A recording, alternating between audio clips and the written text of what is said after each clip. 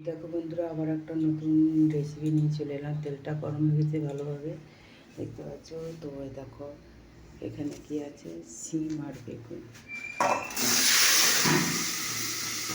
দিয়ে দিলাম। তো চলো বন্ধুরা, ঢাকা খুলে দিচ্ছি।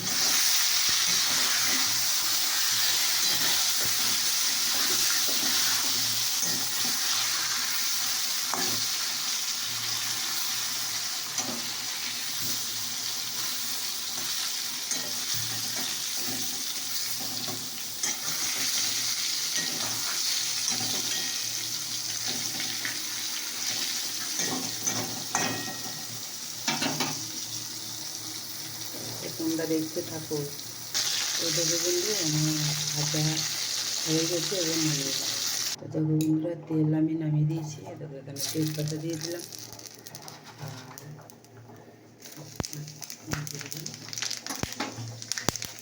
আর এরকম মটরশুঁটি আর আলু দেওয়া আছে। এটা একটা দমের মতো হবে। তো দেখতে থাকো। দেখো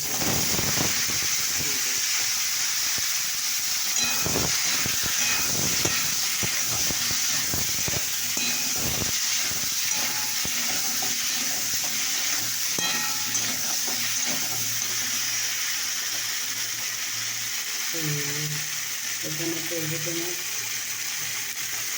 হলুদ দিলাম, নুনটা দিলাম ভাজার জন্য। এগুলো নাড়াচাড়া করে একটু ঢাকা দেবো। আর দেখো ভাজা হয়ে গেছে। তো দেখো বন্ধুরা, এখানে টমেটো আর চারটে বড়া দিয়ে দিলাম। ঠিক আছে, তো আমার কষাটা হয়েছে। তো এখানে দেখো আদা, নিরামিষ হবে কিন্তু আদা, জিরে গুঁড়ো, লঙ্কা গুঁড়ো, এগুলোর উপরে জল দেবো। তো যখন আমি জল মিক্স করছি এরকম এবার একটু নেড়ে বান্নাটা করে করবো।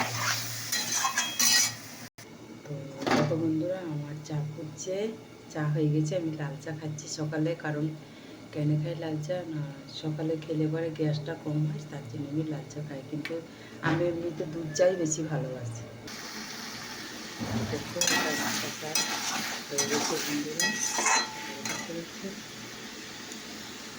এবার আমি জল দেবো। তো দেখো মেঘরে জল দিয়েছিলাম, দেখতে পাচ্ছ।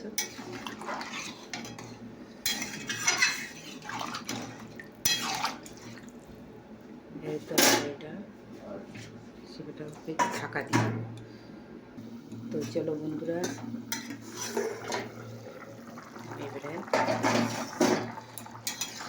রেসিপিটা আলু, এটা দম, নিরামিষ আদা দিয়ে একটু আলুর দম হচ্ছে, দেখতে পাচ্ছ। এটা একটু সেদ্ধ আর একটু হবে, যেহেতু একটু ঝোলঝোলই করবো। এটা কিন্তু গরসা হবে না, কিন্তু একটু সেদ্ধ কম হয়েছে। তো তোমাদের রেসিপিটা কেমন লাগলো অবশ্যই কমেন্ট করে জানাও। অনেকে এটাকে ঝোল মারে, কিন্তু আমি একটু ঝোল ভালোবাসি বলে ঝোল একটু করতে চাইছি। কিন্তু অতটাও ঝোল ভালোবাসি না, মানে একটু গাঢ়সা গাঢ়সা হবে, একটু মরবে ঝোলটা। তো তোমাদের এই রেসিপিটা কেমন লাগলো অবশ্যই কমেন্ট করে জানিও।